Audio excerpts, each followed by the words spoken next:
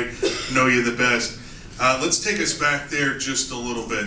Tell us a little bit about your experience on that show, what you thought of your co-stars there, and getting to know Erica Durance for one, a little bit here and there. Well, actually, I met and worked with Erica, I think in 2003. She actually, one of her first jobs was working on Stargate.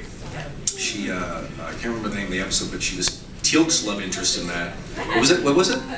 Thank God you guys are You guys are the best, because when Richard Dean Anderson ends up doing a con, you have to keep throwing him the stuff. Because he's going to tell a story, he won't even know the names of the people, he'll know kind of what happened. So she was in Affinity. It was one of her earliest jobs before she started doing Smallville, so I met her on that. And Vancouver's a close-knit acting community, so we always sort of saw each other and stayed in touch that way. And then, of course, working on Smallville, now Saving Hope. It's been lovely for me to watch the evolution of her from really beginning, really green and eager and naive, to now she's one of the producers of our show.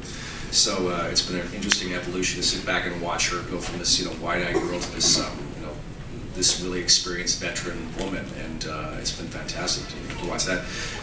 Doing Smallville, I was approached to do the role. I think somebody somewhere, in the small-minded way that casting operates, said, "Hey, this guy's an archaeologist, an Egyptologist. Let's get that guy from that show, the archaeologist, the guy. Casting will know his name." And so they put the offer to me, and once I read the script for Justice Society, I was a little mesmerized by the fact that they chose me, because, Daniel was this nebbish kind of character who was, wide-eyed and whatever most of the time, and this Carter Hall was this bitter, jaded prick,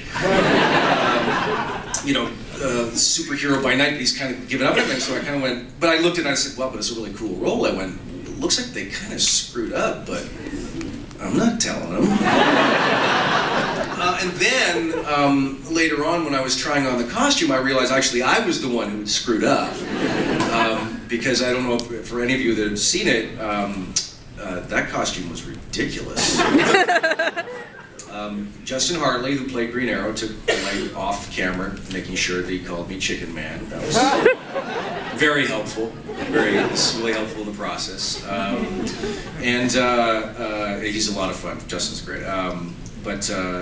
Yeah, the pack, the chassis, the wings, they all weighed about 55 to 75 pounds on your back, and it sort of dipped into your lower back, so your center of gravity was screwed up for one. So when, in the wider shots, when Hawkman lands, half the time when Hawkman landed, he kind of landed like this. Or when it was, and then trying to walk in the outfit too. I also had to move the wings. I had a puppeteer behind me. And this is the part where you go, the filmmaking process is the most absurd process going, because here I am in a giant chicken suit, and I have the guy in the full green screen pajamas, the Spider-Man green pajamas behind me, moving my wings. And he wasn't really strong enough. He wasn't a really built guy, and these were the gears on them were made of metal to articulate them, and he had to do it by hand, and they're really heavy, full feathers and everything like that. So they had this, and so I'd be walking, and they'd be wanting the wings to move up or whatever in unison, and I'd hear this guy behind me going, "Ugh. And I'm trying to do my dialogue, but I'm kind of killing myself laughing on the inside. There's this guy behind me.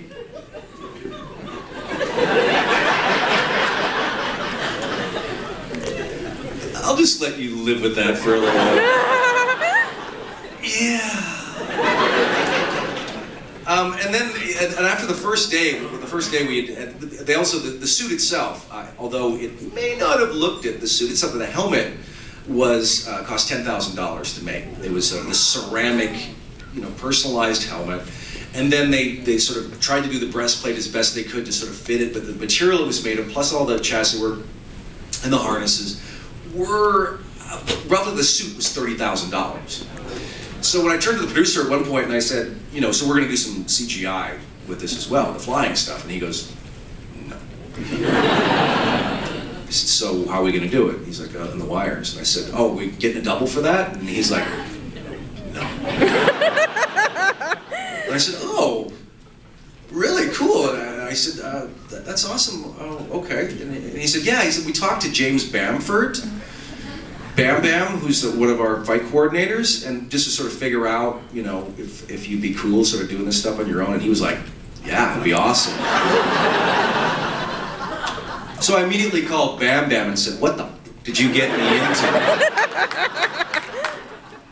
And anyway, after the first day, we were doing this fight sequence where, you know, we're rehearsing the fight sequence, and we were doing it kind of all day where Hawkman's flying down and baffing the Frosty kid, whatever his name was, with a mace in the face.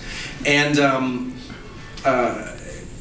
it was about, you know, I was in the harness and the gear all day, but I was also up in the wires, which is really painful because there's articulation points they put the wires, and one of them is around your crotch.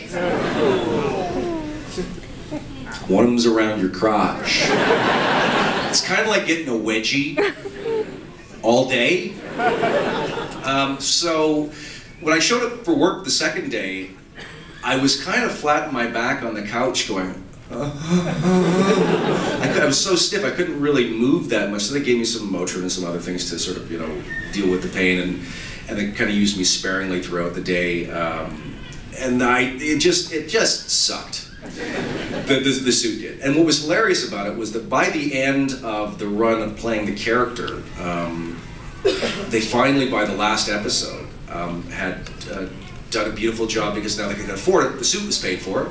Now they could afford in that episode to do the CGI wings, and so they were great. It was like I just wore the breastplate and jumped through the window and all this other stuff, and the wings sort of did their thing on their own on the screen. It looks fantastic, and then Hawkman dies, and that's it. So just like with most things, by the time they got it right, I was dead. Just what you needed. Fantastic. And I'm glad you mentioned